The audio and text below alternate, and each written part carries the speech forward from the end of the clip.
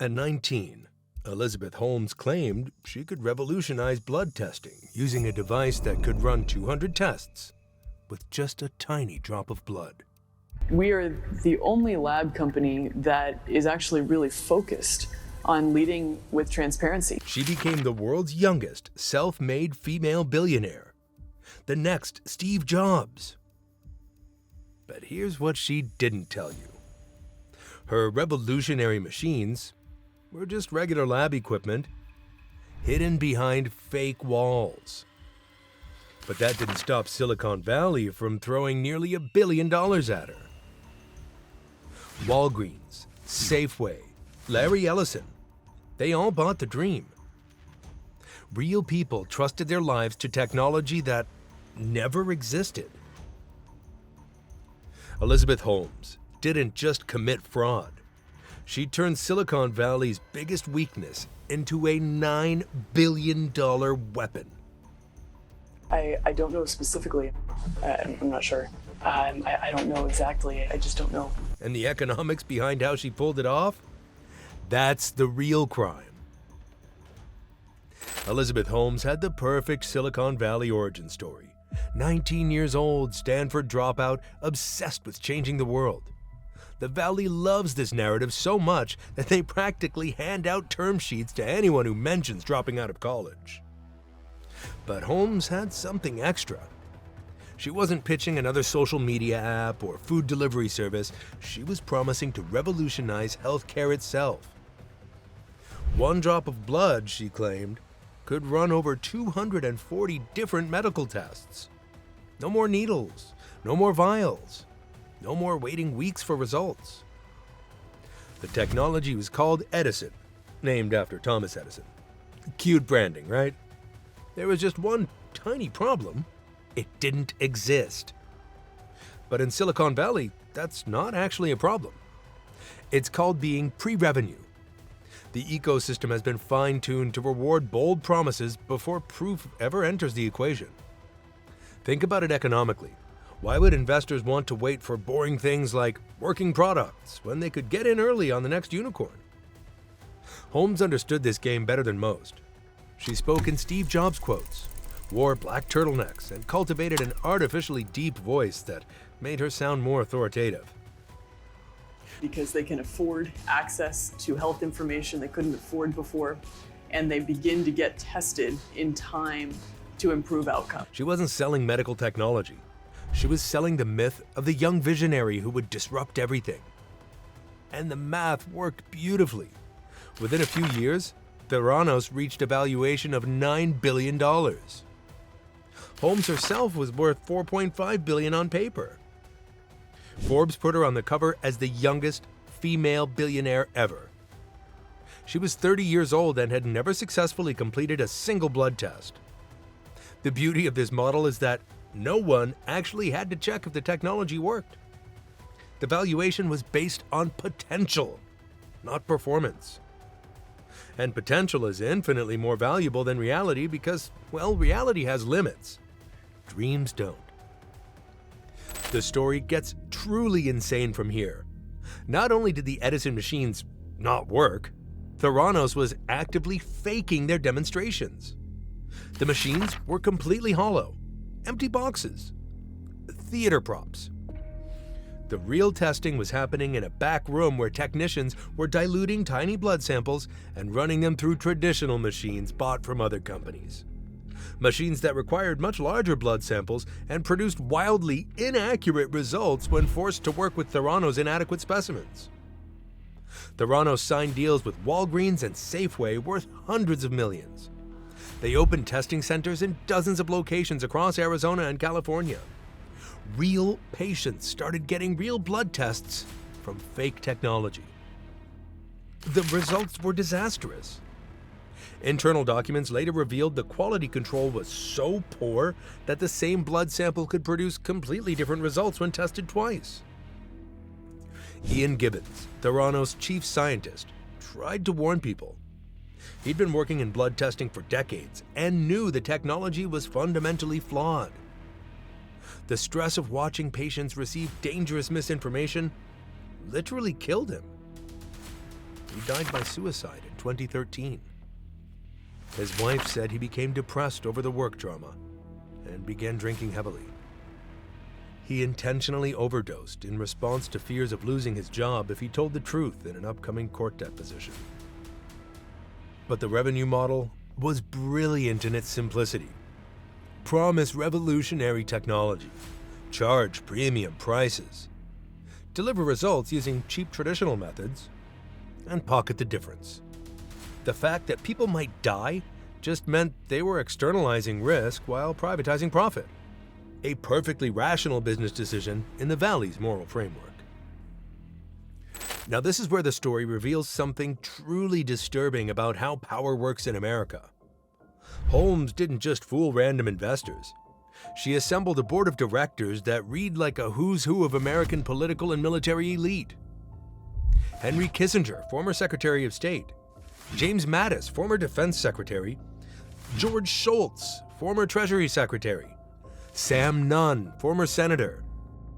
David Boies, one of America's most famous lawyers. These weren't naive college kids getting swept up in startup hype. These were some of the most experienced, well-connected people in the country. And not one of them had any background in medical technology. In traditional investing, you'd expect board members to understand the industry they're governing. But Theranos was playing a different game entirely. They weren't selling to medical experts who might ask inconvenient questions about clinical trials or FDA approval. They were selling to people who understood power, influence, and prestige. When someone like Henry Kissinger joins your board, he's not there because he understands blood testing. He's there because his presence signals to other investors that serious people take this company seriously. It's like a luxury brand using celebrity endorsements. Kissinger's name on the letterhead was worth more than any clinical data. And of course, it worked spectacularly. Media mogul Rupert Murdoch invested $125 million. Betsy DeVos put in $100 million. Mexican billionaire Carlos Slim bought in. The Walton family, yes, the Walmart Waltons, invested $150 million. Ironically, these board members were supposed to be providing oversight and expertise. Instead, they became the product itself. Their reputations were what Theranos was actually selling to investors. The blood testing was just a story they told to make the transaction feel legitimate. None of them ever asked to see clinical trial data. None demanded proof that the technology actually worked. They bought image, not due diligence. And in Silicon Valley's economy of hype and signaling, image is often more valuable than reality anyway.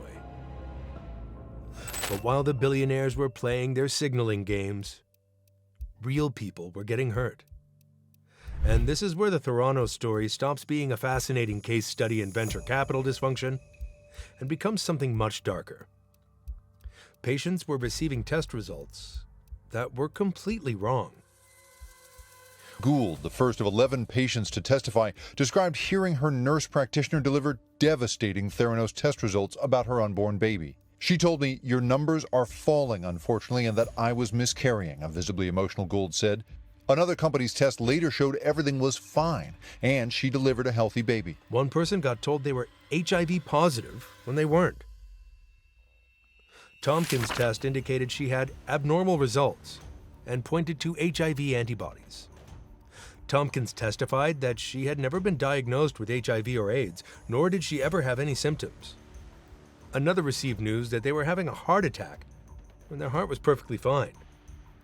Women got false pregnancy results, cancer scares, based on nothing. Diabetes diagnosis that led to unnecessary medication. Tyler Schultz tried to raise concerns internally. He was told to stay quiet. He tried talking to his grandfather, George, hoping that elder Schultz would use his board position to fix things. Instead, George sided with Holmes and suggested Tyler was probably just confused about how sophisticated medical technology worked. When your business model depends on maintaining lies, truth tellers become existential threats. Tyler wasn't just a whistleblower. He was a walking liability who could destroy billions in valuation with a single leaked email. So Theranos did what any rational actor would do in their position. They tried to destroy him. They hired elite law firms to threaten him with lawsuits. They deployed private investigators to follow him. They pressured his family to cut him off financially. The full weight of Silicon Valley's legal and financial machinery was turned against a 22-year-old lab tech whose only crime was noticing that patients were getting hurt. It was clear that there was an open secret within Theranos that this technology simply didn't exist, Schultz said.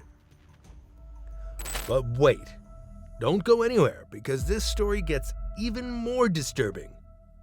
The media didn't just fail to catch this fraud. They actively helped enable it. Fortune magazine put Holmes on their cover with the headline, "Forbes called her the next Steve Jobs." The New Yorker wrote glowing profiles about her revolutionary vision. Harvard Business School taught case studies about her innovative leadership style. But not one had actually seen the Edison technology work. They were all writing stories based on press releases, staged demonstrations, and carefully choreographed interviews. If you think this was accidental, no. This was access journalism at its most cynical. Media outlets compete for exclusive access to hot Silicon Valley startups. Companies like Theranos understand this dynamic perfectly. They grant interviews and behind-the-scenes access to journalists who write favorable coverage, and they freeze out anyone who asks tough questions. Theranos got positive press that boosted their valuation. Media outlets got exclusive content that drove clicks and subscriptions. Everyone won, except for the patients and investors who actually believed what they were reading. But there's an even darker layer here. When journalists did start asking questions, Theranos didn't just ignore them. They declared war. They hired David Boies, the lawyer who took on Microsoft in their antitrust case, to systematically intimidate anyone who might publish negative coverage. Wall Street Journal reporter John Carreyrou spent years investigating Theranos, trying to verify their claims. Having, reported and covered this story for 3 years, I had a pretty good idea. So I was pre-writing a story and then waiting for the official news to drop. Theranos responded by threatening to sue the journal into bankruptcy. They claimed Carreyrou was part of a conspiracy involving short sellers and rival companies. They suggested he was sexist for targeting a female CEO. This is where you see the true genius of Theranos' strategy. They weren't just running a medical fraud, they were running an information warfare operation. Every potential critic became a target for legal threats, personal attacks, and professional destruction. And it worked. For over a decade, mainstream media coverage of Theranos was overwhelmingly positive. The few journalists who tried to dig deeper found themselves facing million-dollar legal bills and career-ending retaliation. In Silicon Valley's ecosystem, bad press doesn't equal bad business anyways.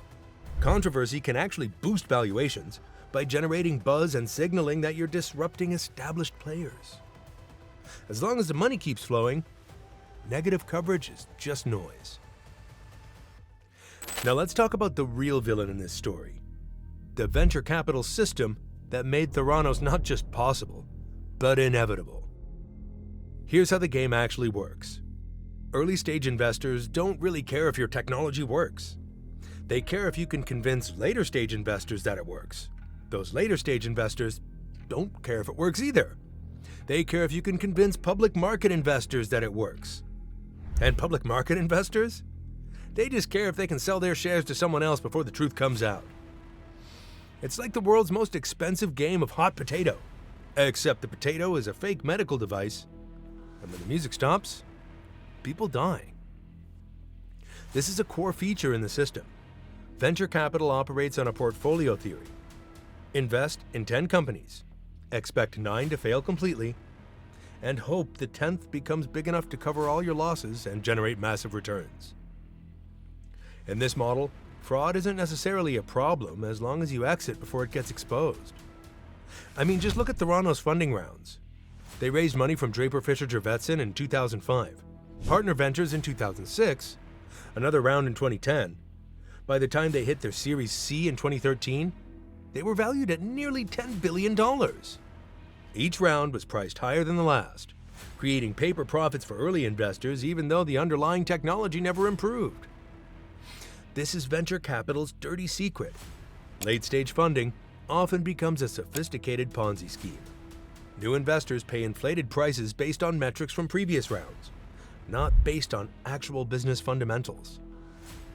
Everyone stays happy as long as the valuations keep going up and no one asks too many questions about revenue, profitability, or in Theranos' case, whether the product actually exists.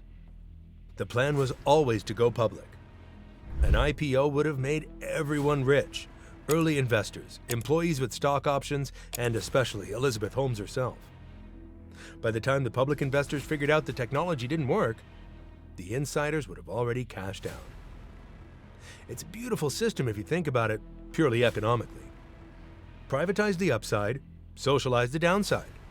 Take profits during the hype phase, leave retail investors and patients holding the bag when reality hits.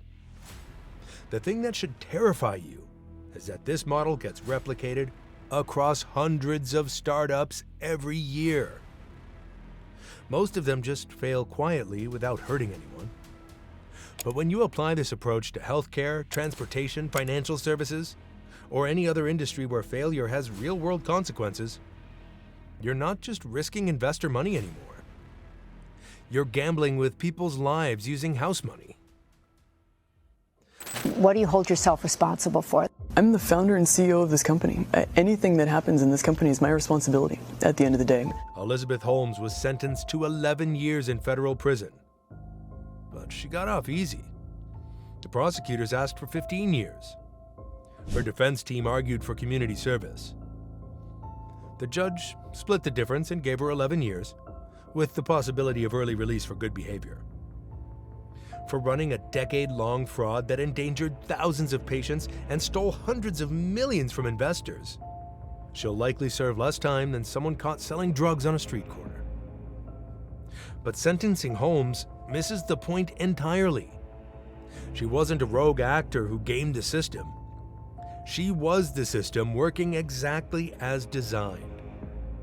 Silicon Valley rewards bold promises over working products. Media outlets prioritize access over accuracy. Investors care more about exits than impact. Regulators move too slowly to catch fast-moving fraud. And when things go wrong, the people with power and money find ways to escape consequences, while ordinary people pay the price. Theranos wasn't an outlier. It was inevitable. When you create an economic system that incentivizes deception, punishes transparency, and treats human welfare as an externality, you're going to get more Theranos-style frauds. The only question is, which industry gets hit next? The next time someone in a black turtleneck promises to change the world, maybe we should ask them to prove it first. Because in Silicon Valley, the biggest lie isn't about the technology. It's about who really pays the price when the technology doesn't work.